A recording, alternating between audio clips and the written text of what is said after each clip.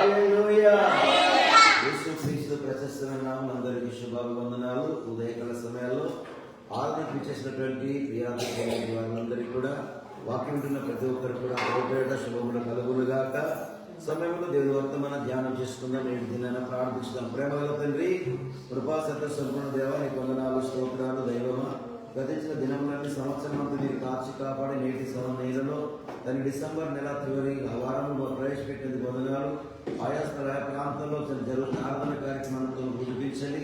నిజంగా జరుగుతున్న ఆరాధన కార్యక్రమంతో గుర్తించి వాక్యం మీద విషయం తెలుపుకునేది ప్రియనిది కనుక మీకు చెవులు గ్రహించే ప్రతి ఒక్కరికి దయచేసి మీరు మయ పొందండి. వాక్చాతుని మన గురించి ఏసే నామములో చున్నాం పరమతండి. ఆమేన్ ఆమేన్. హల్లెలూయా హల్లెలూయా. యేసుక్రీస్తు నామములందరికీ శుభవందనాలు. ఉదయకాల సమయంలో ఒకసారి ప్రభు పేరట మరి మనందరూ కూడా చేరవచ్చినందుకని అందరికీ ప్రభు చెల్లిస్తా ఉన్నాం. అదేవిధంగా వాకుంటే ప్రతి ఒక్కరికి వీక్షిస్తున్న ప్రతి ఒక్కరికి కూడా ప్రభు పేట శుభములు కలుగునుగాక. మరి ఉదయకాల సమయంలో ఏర్పరచబడిన కుటుంబం మాట్లాడాలి. ఏర్పరచబడిన కుటుంబం, దేవుడు ఎన్నుకున్న కుటుంబం ఎవరిని చూసుకుంటే బైబిల్ గ్రంథంలో రోమిలకు రాసిన పత్రిక 9వ అధ్యాయము 5వ వచనాన్ని జ్ఞాపకం తీసుకుందాం. రోమా పత్రికలో 9వ అధ్యాయం 5వ వచనం నుండి ధ్యానం చేసుకుంటున్నాం. పితరులు శరీరమును బట్టి క్రీస్తు వీరిలో పుట్టెను. ఈయన సర్వాధికారి అయిన దేవుడై ఉండి నిరంతరము స్తోత్రుడైనాడు. ఆమేన్.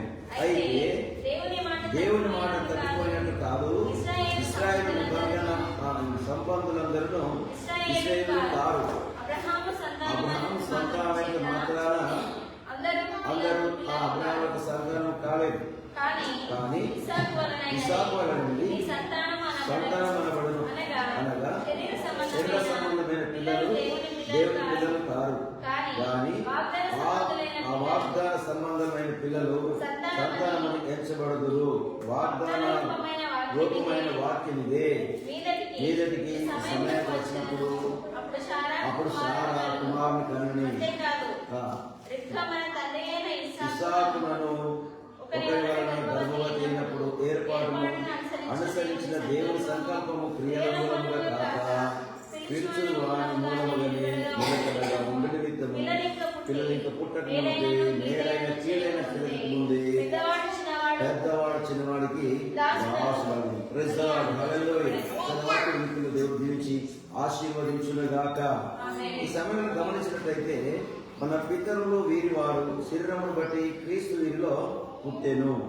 క్రీస్తు శరధారిగా లోకానికి రావడం జరిగింది. అనగా అబ్రహాం, ఇసాక్, యాకోబుల దేవుడు. అబ్రహాం, ఇసాక్, యాకోబుల దేవుడు, మన పితరుల దేవుడు ఎలా వచ్చాడంటే శరీర రూపంలోకి రావడానికి కారణం ఏంటంటే వారిలోకి వంశంలో వచ్చాడు. అబ్రహాం, ఇస్సాక్, యాకోబుల దేవుడు. అయితే ఇక్కడ గమనించినట్లయితే అబ్రహాం సంతానమంత మాత్రాన అందరు అబ్రహాం పిల్లలు కారు. ఏమండి, అబ్రహాం సంతానమంత మాత్రం అబ్రహాం పిల్లలు కారు. అక్కడ సందర్భం వచ్చింది. యోహాను గారు ఊదే అరణ్యంలో కేకలు వేసిన శబ్దం ఏం చెప్తున్నాడు? ఇంకో పరలోక రాజ్యము సమీపించింది. పరలోక రాజ్యం సమీపించి అందరూ మారుమనసు పొందండి అని యూదయ అనే అరణ్యంలో కేకలు వేసిన ఒక శబ్దము యోహాను గారి శబ్దం. కేకలు వేసిన ఇదిగో పరలోక రాజ్యం సమీపించింది, రండి, పరలోక రాజ్యం దగ్గర పడింది, మరి మారుమనసు పొందని రక్షించబడని చెప్పి యూదయ అరణ్యంలో కేకలు వేసిన శబ్దం అని ప్రవక్త యెషయా గారు చెప్పబడిన మాట మత్తయి సువార్త 3వ అధ్యాయంలో జరుగుతూ ఉంది. అది ఆ శబ్దమైనటువంటి విషయాన్ని అప్పుడు సద్దుకయ్యులు, పరిసయ్యులు, శాస్త్రులు అనేకలు చేస్తున్నామన్న వంశం పొందడానికి వచ్చారు. అప్పుడు యోహాను అన్నాడు, అదిగో సర్పసంతానమా, రాబోగలకు తప్పి బుద్ధి చెప్పినవాడు ఎవడు, మీరు ఏం చేయాలని మారుమనసు పొంది ప్రతివాడు యేసుక్రీస్తు నామమున బాప్తిసం పొందులని. అప్పుడు వారు మేము అబ్రాహాము మా తండ్రి అన్నారు. అబ్రాహాము మా తండ్రి అంటే అబ్రాహాము తండ్రి అయితే అబ్రాహాము తండ్రి చేసిన క్రియలు ఎందుకు చేయట్లేదని అడిగారు. చూడండి, అది అబ్రాహాము సంతానం అంటే మాత్రం అందరూ అబ్రాహాము సంతానము కాలేదు. అయితే ఇస్సాకు సంతానమే వాగ్దానంతో కూడిన సంతానం. వాగ్దానం చేసిన దేవుడు నమ్మదగిన వాడు. వాగ్దానం ఏం చేశాడు? నీకు కుమారుని ఇస్తాను, నీ సంతానం ఇస్తానని వాగ్దానం ఇచ్చాడు దేవుడు. ఎవరికి ఇచ్చాడు? అబ్రాహాముకి ఇచ్చాడు. అబ్రాహాము దేవుడు అన్నాడు, దిగో నీ స్వదేశాన్ని, నీ తండ్రిని మరువు, నన్ను ఎవరిస్తాను. ప్రభు ఎక్కడికి వెళ్ళాలో తెలియదు, చిత్తం అన్నాడు. ఆయన బయలుదేరాడు. 2 సంవత్సరాల వరకు కూడా మరి ఆయనకు సంతాన ప్రాప్తి లేదు. అప్పుడు దేవుడు అన్నాడు, మీ సంతానం నిష్క్రమణ చేస్తాను, మీ సంతానం ఆకాశ హక్షలు చేస్తున్న దేవుడు కొంతకాలం వివాది ఎంతో కాలం ఉన్నప్పటికీ కూడా అబ్రహాము దేవుడు నమ్మాడు. అది అతని నీతిగా ఎంచబడింది. అబ్రహాము దేవుడు నమ్మాడు, అది అతనికి నీతిగా ఎంచబడింది. అందుకే అబ్రహాము దేవుడు నమ్మాడు, దేవుడు వెంబడిస్తున్నాడు. ఎక్కడ వెళ్ళాలో తెలియదు, ఎక్కడ వెళ్ళాలో ఆగాలో తెలియదు. ఆ విధంగా నడుచుకుంటున్న తర్వాత 2 సంవత్సరాల తర్వాత ఏకైక కుమారుని వాగ్దాన పుత్రుని ఇస్సాకు ఉంచాడు. వాగ్దాన పుత్రుడు, ఈ వాగ్దానంతో కలిగినట్టు వ్యక్తి కనుక ఇస్సాకు అనే సంతానమే క్రైస్తవ సంతానం. అయితే ఇస్సాకు అనే సంతానమే దేవుడి బిడ్డలు కానీ ఎంచబడింది. అందుకే ఇక్కడ గమనిస్తే ఆ 2 వాగ్దానాల నిబంధన జ్ఞాపకం చేస్తున్నాడు. 8వ వచనం అంటే, అనగా శరీర సంబంధమైన పిల్లలు దేవుని మూలం పిల్లలు కారు, దాని వాగ్దాన సంబంధులైన పిల్లలు సంతానమని ఎంచబడదు. వాగ్దాన రూపమైన వాక్యం ఇదే. ఆ వాక్యం ఏమైంది? ఆది అని వాక్యం ఉండను, వాక్యం దేవుని వాక్యము దేవుని వాక్యమే శరీరధారిగా కృప సత్య సంపూర్ణుడుగా మన మధ్యలోనికి ప్రవేశించని బైబిల్ చెప్తుంది. అందుకే ఆయన ద్వారానే మనం రక్షింపబడి ఉన్నాం. అయితే దేవుని యొక్క కుటుంబం అని చూస్తుంటే ద్వితీయోపదేశకాండం 7వ అధ్యాయం 6వ వచనంలో ఒక మాట రాసి ఉంటుంది. ద్వితీయోపదేశకాండం 7వ అధ్యాయం 6వ వచనంలో, ద్వితీయోపదేశకాండం 7వ అధ్యాయం 6వ వచనం, నీవు నీ దేవుడైన యెహోవాకు ఎవరి జనం ఇది? ప్రతిష్ఠిత జనం. జనాలు రకరకాల ప్రజలోకంలో ఉన్నారు. ఈ జనం పేరంట ప్రతిష్ఠిత జనం. ప్రతిష్ఠితులు అనగా డెడికేషన్, ప్రతిష్ఠించబడ్డవారు, అప్పగించుకున్నవారు, ఏర్పరచబడ్డవారు, దేవుని పిల్లలుగా ఆయన ప్రకటిస్తా ఉన్నారు. అయితే ఇక్కడ మనం ప్రతిష్ఠిత జనం అన్నాడు. ఇంకేమన్నాడు? నీ దేవుడు యెహోవా భూమి మీద ఉన్న సమస్త జనముల కంటే నేను ఎక్కువగా ఎంచి నిన్ను స్వకీయ జనముగా నేను ఏర్పరచుకున్నాడు. స్వకీయ జనం, స్వకీయ జనముగా ఏర్పరచుకున్నాడు. అయితే డెడికేషన్ చేశాడు, ప్రతిష్ఠించుకున్న జనముగా అన్నాడు. ఏర్పరచబడ్డ వంశమున్న రాజు యాజక సమూహం అన్నాడు. దేవుడు సొత్తైన ప్రజలు అన్నాడు. అందుకే ఏర్పరచబడ్డ ఒక కుటుంబం. ఈ కుటుంబం అని చూస్తుంటే దేవుని కుటుంబం. కీర్తన గ్రంథము 4వ అధ్యాయం 3వ వచనంలో అంటున్నాడు, దావీదు అంటున్నాడు, ఓ నా నీతికి ఆధారమైన దేవా అని చెబుతూ ప్రార్థన చేస్తూ ఈ మాట మాట్లాడుతూ ఉంటాడు. 4వ అధ్యాయం 3వ వచనంలో, కీర్తన గ్రంథం 4వ అధ్యాయం 3వ వచనం, యెహోవా తన భక్తులను తనకు ఏర్పరచుకుంటున్నాడని తెలుసుకోండి. ఎవరి కొరకు ఏర్పరచుకుంటున్నాడు? తన భక్తులను. లోకంలో నిన్ను నన్ను ఎందుకు ఏర్పరచుకున్నాడు? దేవుడు తన కోసమే. తన కోసం. దేవుడికి ఎవరు కావాలి? ఇప్పుడు పిల్లలు కావాలి. దేవుడికి ఎవరు కావాలి? పిల్లలు కావాలి. దేవుడికి పిల్లలు కావాలి. పిల్లలు ఎలాంటి వారు కావాలి? వాగ్దానంతో కూడినవారు. వీళ్ళందరూ అక్కడ దేవుని విశ్వాసించిన వారు, వాక్యం నమ్మిన వారు దేవుడికి కావాలి. అది నమ్మకస్తులు కావాలి, ఏర్పరచబడేవారు కావాలి, ఆయన కావాల్సిన బిడ్డలు కావాలి. అందుకే ఎవరైతే ఆయన అంగీకరిస్తున్నారో వారికి ఏం చేశాడు దేవుడు? అనగా దాని పిల్లలు అవ్వడానికి అధికారం ఆయనకు వారికి అనుగ్రహించాడు. ఎంతైతే ఆయన అంగీకరిస్తున్నారో వారందరూ దేవుని పిల్లలు అవ్వడానికి అధికారము అనుగ్రహించే రాస్తున్నాం. అది గమనించినట్టయితే కొరింథీ రాసిన మొదటి పత్రిక 1వ అధ్యాయము 27వ వచనంలో చూసినట్టయితే, మన కొరకు మనం పిలిచిన వాడు నమ్మదగిన వాడు, మరి మనకంటే చాలా లోకంలో గనులు, మహనీయులు, మరి ప్రముఖులు లేదా వేదాంతులు, విద్యావంతులు, ధనికులు, ఐశ్వర్యవంతులు, మహా గొప్ప వాళ్ళు ఉన్నారు. కానీ వారికి ఏ రక్షణ దేవుడు మనకి ఇచ్చాడు. అందుకే మనం ధన్యత కలిగి ఉన్నాం. 27వ వచనం అంటారు. అందుకే మొదటి కొరింథీ రాసిన పత్రిక 4వ అధ్యాయం 27వ వచనం,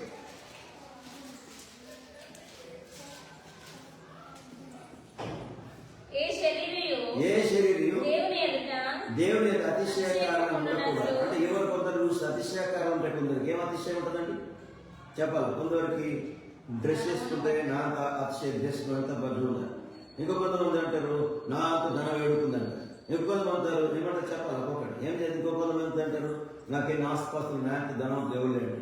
ఇంకొంతమంది నాకున్న కారు అంత గొప్పదని, నాకున్న భార్య ఎంత గొప్పదని, ఇంకొక భర్త ఎంత గొప్ప, ఇంకో నాకున్న బ్యూటిఫుల్ ఎంత అంత ఉందంట. ఏమంటే నాకంత బ్యూటిఫుల్ ఎవరు అనుకోండి. అతిశయ కారణం. ఏదైనా అతిశయం ఉందంటే ప్రభుని బట్టి ఉండాలి. కానీ ఇక అతిశయకారం దేని బట్టి కూడా మనకు అతిశయకారం. నాకు కుటుంబం ఎంత పెద్ద ఉంది, నా బలగం ఎంత పెద్ద ఉంది, నా వంశం ఎంత పెద్ద ఉంది, నా ఇదంత పెద్ద ఉంది అంటారు కదా. ఇదే అతిశయం.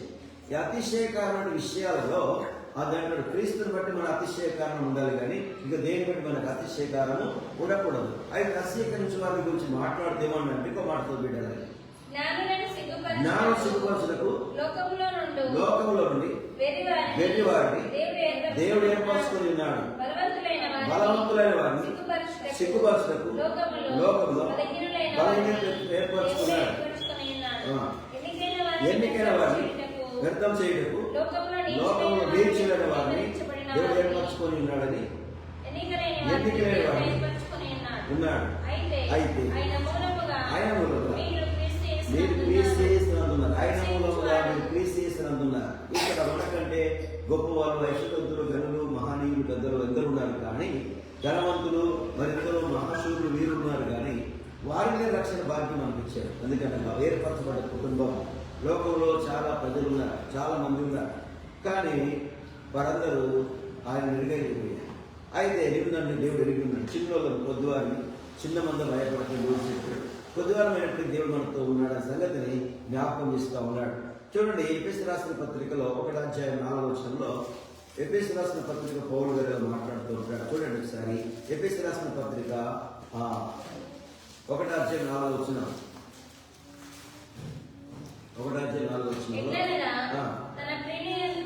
ఎట్లనైనా తాను ప్రియుని యందు తాను ఉచితముగా మనకు గ్రహించిన తన కృపా మహిమ కీర్తి కలుగునట్లు తన చిత్త ప్రకారమైన దయా సంకల్పము చొప్పున యేసుక్రీస్తు ద్వారా మనకు కుమారులుగా స్వీకరించుటకై.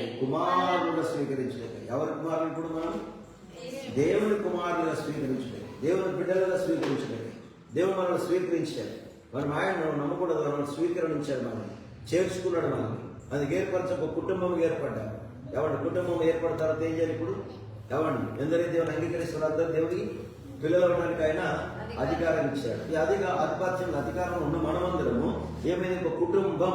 ఏ కుటుంబం అనగా సంఘం ఒక కుటుంబం. ఇది ఒక కుటుంబం.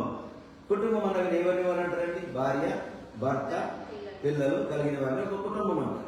ఇప్పుడు మనము సంఘంగా కూడినామంటే ఎవరు? మనం అంత ఒక కుటుంబం, ఒక ఫ్యామిలీ మెంబర్స్. కావండి, ఇక్కడ తేడాలు ఉండవు. దేవుని దగ్గర తేడాలు ఉండవు. దేవుని దగ్గర ఏం తెల్లోడు, నల్లోడు, తెత్తోడు, పొట్టోడు ఏమి ఉండవు. ఇంకా స్త్రీ పురుషులు ఇంకా భేదమేమి ఉండదు. అందరూ సమానత్వంగా ప్రవహిస్తూ ఉన్నారు. అందుకే ఇక్కడ దేవుని దగ్గర తారతమ్యాలు ఉండవు. ఆయన ఐక్యంగా ఉంటుంది. ఏకతాత్మ్యం గలవారం అవుతాం. అందుకే కుటుంబం ఏర్పరచుకున్నాడు దేవుడు. చదువుడనే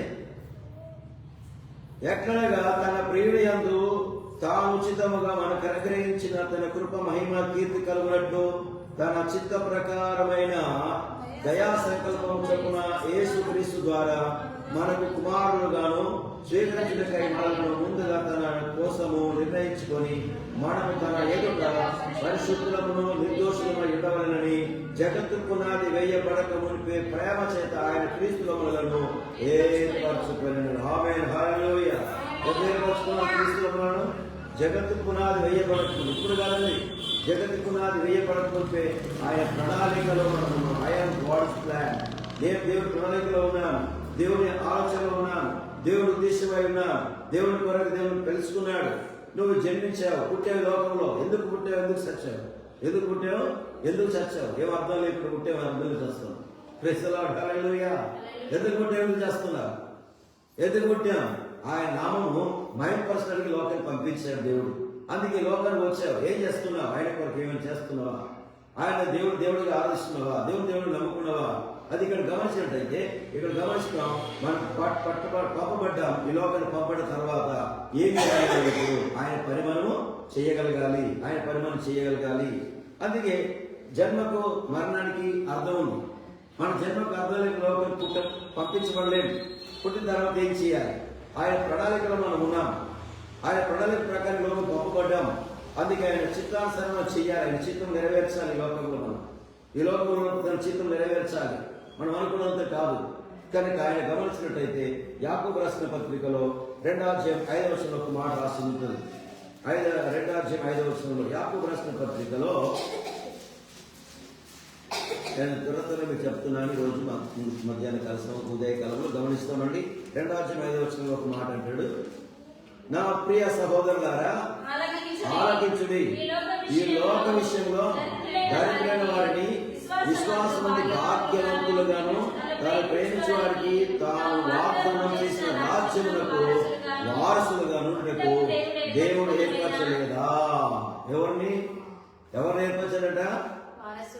వారు దీనికి ఈ లోక విషయములలో దరిద్రులైన వారిని, ఈ లోకంలో దరిద్రులు, ఈ లోకంలో పేదవారిని, ఈ లోకంలో మనం నిర్మించేవారిని, ఈ లోకంలో ద్వేషించబడ్డవారిని, ఈ లోకంలో దూషించబడ్డవారిని, ఈ లోకంలో అవమానపడ్డవారిని, కానీ వారిని దేవుడు చేసినట్ట ఉన్నత శిఖరాలు తీసుకెళ్ళి ఎక్కడ వస్తాడు? తన రాజ్యంలో ఉంచుకోవడానికి, ఆయన ఆధిక్యత కలిగించడానికి ప్రభు యేసుక్రీస్తు లోకానికి వచ్చాడు.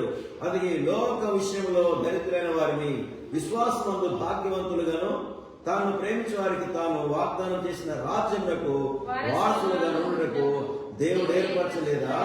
అయితే మీరు దరిద్రులను అవమానపరచుదురు, ధనవంతులు మీ మీద కఠినముగా అధికారం చేయించడానికి ఇస్తారు. ఎవరు చూస్తాం? ధనవంతులు అయితేనేమో సీరియస్ కోసం, దరిద్రులు అయితేనేమో అక్కడ వెలిగిస్తాం.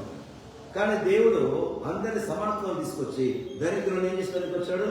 ధనవంతులు చేయడానికి వచ్చాడు. దరిద్రులని ధనవంతులు చేయడానికి లోకానికి. ధనవంతుడు క్రీస్తు మన కొరకు ఏమయ్యాడు? దరిద్రుడు అయ్యాడు. ధనవంతుడు క్రీస్తు మన కొరకు దరిద్రుడు అయ్యాడు. దరిద్ర మనలను ధనవంతులు చేయడానికి వచ్చాడు. ఎవరు కూడా దరిద్రుడు ఏమాత్రమో ఇష్టం లేదు. ఆయన అందరు ధనవంతులుగా ఉండాలి, అందరూ గొప్ప వాళ్ళు ఉండాలి, అందరూ ఆయన వాళ్ళు ఉండాలని ఆయన దేవుడైన కూడా దేవుడుగా మానసుల దారిగా మానవుడి మన కొరకు తను తగ్గించుకో లోకానికి వచ్చాడు. పేతురు అంటాడు. అందుకే పేతురు రాసిన మొదటి పత్రిక 2వ అధ్యాయం 9వ వచనం అంటాడు, మనం ఎవరు అంటే ఏర్పరచబడ్డ కుటుంబం. అయితే మీరు చీకట్లో నుండి ఆశ్చర్యకరమైన ఒకటి వెళ్ళగలము. ఎవరికంట ఆశ్చర్యకరమైన వచ్చినారు. మేము పిలిచిన వారిని గుణాతిశయంలో ప్రచురం చేయగలుగుతాము.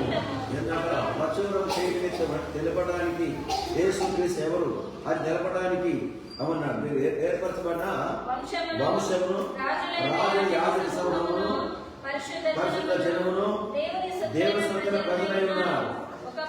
ఒకప్పుడు దేవుని ప్రజలు కాము, ఇప్పుడు దేవుని ప్రజ ఉన్నారు. ఒకప్పుడు కనికరం లేని వారం ఉన్నాము, ఇప్పుడు కనికరింపబడి ఉన్నాము.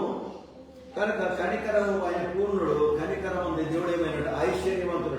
కనికరం అందు దేవుడు ఐశ్వర్యవంతుడు. అయితే కనికరము లేని మనకు కనికరము చూపించడానికి, ఆ కనికరం ఏంటిదో కనపరచడానికి ఆయన లోకానికి వచ్చేది. అందుకే చివరిగా మనం గమనించినట్టయితే ప్రకటన గ్రంథంలో 17వ అధ్యాయం 13-14 వచ్చిన చూస్తే 3 రకాల ప్రజలు కనబడుతూ ఉంటారు. 3 తెగల వారు కనబడుతూ ఉంటారు. 3 పద్ధతుల వారు కనబడుతూ ఉంటారు. చూడండి ప్రకటన గ్రంథం 17వ అధ్యాయం 13-14 వచ్చినాల్లో, వీరు ఏకాభిప్రాయం గల వారై తన బలమును అధికారము గొర్రె పిల్లలు యుద్ధం చేతులు గాని గొర్రె పిల్ల ప్రభులకు ప్రభువును రాజులకు రాజును ఉండిన వారు పిలువబడిన వారు ఏర్పరచబడిన వారు నమ్మకం గలవారు. 3 తెగల వారు కనబడుతున్నారు. ఎవరి వల్ల? పిలువబడినవారు, ఏర్పరచబడినవారు, నమ్మకస్తులు. ఈ 3 తెగల వారు కనబడుతున్నారు. ఏమనిపిస్తాడు దేవుడు? ఇన్విటేషన్, రండి ప్రయాసపడి భారం మోసుకుపోతున్న సమస్త జనులారా, మీరు నా ఎదుట రండి, విశ్రాంతిని కలగజేస్తాను. నా శాంతి మీకు ఇస్తాను, నా శాంతి మీకు ఇస్తాను, నా శాంతి మీకు ఇస్తాను, సమాధానం ఇస్తాను అని ఆయన ఇన్విటేషన్ చేశాడు. ఎవరికి? ప్రపంచ ప్రజలందరికీ కూడా ఇన్విటేషన్ చేశాడు. కానీ ఎందరూ వచ్చారంటే కొందరు వచ్చారు. ప్రయాసపడి భారం మోసుకుపోతున్న సమస్త జనులారా ఎదుగు రండి అని పిలిచాడు. అందరికి ఇన్విటేషన్ ఉంది. అందులో ఇంకొక విషయం చూస్తున్నట్టయితే ఏర్పరచబడ్డ వంశం, ఏర్పరచబడ్డవారు కొందరు ఆయన కొరకు నిలబడ్డవారు ఉన్నారు. ఏర్పరచబడ్డవారు ఇంకొక తెగటువంటిది నమ్మకాస్తులు. ప్రభు అయిన వాక్యం సెలవిస్తుంది. ఏముందంటే యేసు ప్రభుకు ఉపమానం చెప్పాడు. ఏ ఉపమానం అంటే ఒక యజమాని అతనికి ఏం చేశాడంటే ఒక 5 మీనలు ఇచ్చాడు. ఇంకొకరికి 2 మీనలు ఇచ్చాడు. ఇంకొకరికి 1 మీన. ఏం చేశాడు? ఒకరు తీసుకెళ్ళి ఏం చేశాడు? భూమిలో పాతి పెట్టాడు. 2 4 సంపాదించాడు. 5 10 సంపాదించాడు. అయితే ఆ యజమాని వచ్చినప్పుడు అడిగాడట, ఏమయ్యా నా ధనం ఏది, నా మీన ఏదంటే అడిగితే ఆయన అన్నాడట, 5 10 సంపాదించాడంట. ప్రభా ఇదిగో నువ్వు నాకు కొంచెం ఇచ్చావు కదా, దీన్ని నేను 5ని 10 చేశాను. బలా బల నమ్మకమైన మంచి దాసుడు. ఇంకొకడు 2 కూడా ఏం చేశారు, 4 చంపాల్చారు. వారు ఇంకా అన్నాడు, ఈ కొంచెంలో నమ్మకం ఉంటే కనుక బలా నమ్మకమైన మంచి దాసుడా, నేను ఇంకో కొంచెం పైకి వస్తానన్నట్టు. ఈ ఒక్కడు తీసుకున్నాడు చూడండి, ఒక్కడు తీసుకున్నాడు, మీన తీసుకున్నాడు చూడండి. ఆయన విత్తన తోట కోయివాడమని నేను ఈ మీన తీసుకెళ్ళి ఎక్కడ వాసి పెట్టినట్ట, భూమిలో వాసి పెట్టాడు. అయితే అర్థం ఏంటంటే, నీకు దేవుడు రక్షించాడు, కాపాడాడు, నువ్వేం చేయాలి? కూడా దీన్ని అనేకులకు ప్రచురం చేయాలి, తెలియపాలి, అనేకులకు తెలియజేయాలి. నీకు ఇచ్చిన దేవుడిచ్చిన కృప, నీకు దేవుడిచ్చినటువంటి ఆధిక్యత, దేవుడిచ్చినటువంటి ఘనత, దేవుడిచ్చిన రక్షణ వాక్యము ఎవరు చెప్పాలి? మన వారందరికీ విషయాన్ని తెలియజేయాలి. అందుకే ఏర్పరచబడిన వంశం, రాజు యాజక సమూహం, దేవుడు సొత్తైన ప్రజలకు వారి పేరు. అందుకే నువ్వు పుట్టుడు మామూలు కాదు, నీవు చాలా విలువగల వ్యక్తివి. ఆయన ఏర్పరచబడ్డవారు, నమ్మకమైన వారు, అక్కడ పిలువబడ్డవారు. ఈ 3 రకాల ప్రజలలో మనం వేత్తగల తిన్న వారిని పిలువబడ్డ వారిలో ఉండిపోయినామా? పిలువబడ్డ వారిలో ఉండిపోయినామా? రెండో విషయం, ఏర్పరచబడిన వంశాలు నిలిచిపోయామా? ఇంకో 3వ విషయం, నమ్మకాస్తుల విషయంలో ఉన్నాం. నమ్మకాస్తుల కొరకు దేవుడు ఏం చేస్తున్నాడంట? లోకంలో వ్యక్తులు కీర్తన గ్రంథకర్త అంటాడు. నమ్మకాస్తుల కొరకు చూస్తున్నాడు దేవుడు, నమ్మకాస్తుల కొరకు చూస్తున్నాడు. ఎవరు నమ్మదగిన వారు? ఎవరు నమ్మకాస్తులు? ఎవరు నమ్మకాస్తులు? యేసు మాత్రమే నమ్మకాస్తులు. ఆ నమ్మకమైన పనిని మనము నిర్వర్తించినప్పుడు ఆ నమ్మకాస్తులకు ఏం చేస్తున్న బాధ్యతలను అప్పగిస్తా ఉంటాం, బాధ్యతలు ఇస్తా ఉంటాం. నమ్మకాస్తులకు అప్పగి ఏమంటే ఏదైనా సొమ్ము, ఏదైనా డబ్బు, ఏదైనా ఉంటే ఏం చేస్తాం? ఎవరికి ఇస్తామండి? ఎవరి దగ్గర పెడతాం? ఎవరి దగ్గర ఇస్తాము? నమ్మకాస్తులు. నమ్మకాలు ఎందుకు ఇస్తారా? ఇవ్వరు. ఎందుకు ఇవ్వరు? వాడు ఏం చేస్తాడో తెలియదు. నమ్మకాస్తులకు ఇస్తాడు. నమ్మకాస్తులు మళ్ళీ నాకు ఇస్తాడని చెప్పి ఇస్తాడు. యేసు రక్షించినందుకు తెలుసా? ఈ నమ్మకత్వం నీకు దగ్గర ఉంది కనుక ఈ రక్షణ ఇచ్చాడు. ఈ రక్షణ భాగ్యాన్ని మనం పోగొట్టుకోకూడదు. ఏర్పరచబడ్డ కుటుంబంగా ఉండాలని జ్ఞాపకం ఇస్తాం. నమ్మకాస్తుల కొరకు ప్రభు లెంకుతూ ఉన్నాడు. బైబిల్ గ్రంథాన్ని తెలుస్తాం. నమ్మకాస్తులకి పని అప్పగిస్తూ ఉంటాడు. నమ్మకాస్తులు పని చేసినప్పుడు, అభివృద్ధి అయినప్పుడు బలా నమ్మకమైన మంచి దాసులను నీకు అనేక వాటి మీద అధికారం ఇస్తాడు. అనేక వాటి మీద నీకు అధికారం ఇస్తాడు. ఆ అధికారాన్ని వివరిస్తాడు దేవుడే, నీకు ఆధిపత్యం ఇస్తాడు. కనుక సమయాల్లో ఎవరు ఉన్నారట? కుటుంబం. ఏ కుటుంబం అట? ఏర్పరచబడిన కుటుంబం. ఏర్పరచబడిన కుటుంబం. ఈ ఏర్పరచబడిన కుటుంబం మరి దేవుడు మనం ఏర్పరచుకున్నాడు కనుక ఈ లోకంలో చాలా జనాలు ఉన్నారు, చాలా రకరకాల ప్రజలు ఉన్నారు, రకరకాల తెగల వారు ఉన్నారు. కానీ వారికి లేని రక్షణ భాగ్యం దేవుడు మనకు అనుగ్రహించదండి. ఎంత దీనాలను మనం చిన్నవాళ్ళమైనప్పుడు కూడా మన దేవుడు కనికరించలేదు కనుక ఆ కనికర పూర్ణుడు అయిన ప్రభు యేసు వైపు మనము తిరుగుదాం. దేవుడి మాటల వాక్యం మనందరం దేవుడికి ఆశీర్వదించును గాక.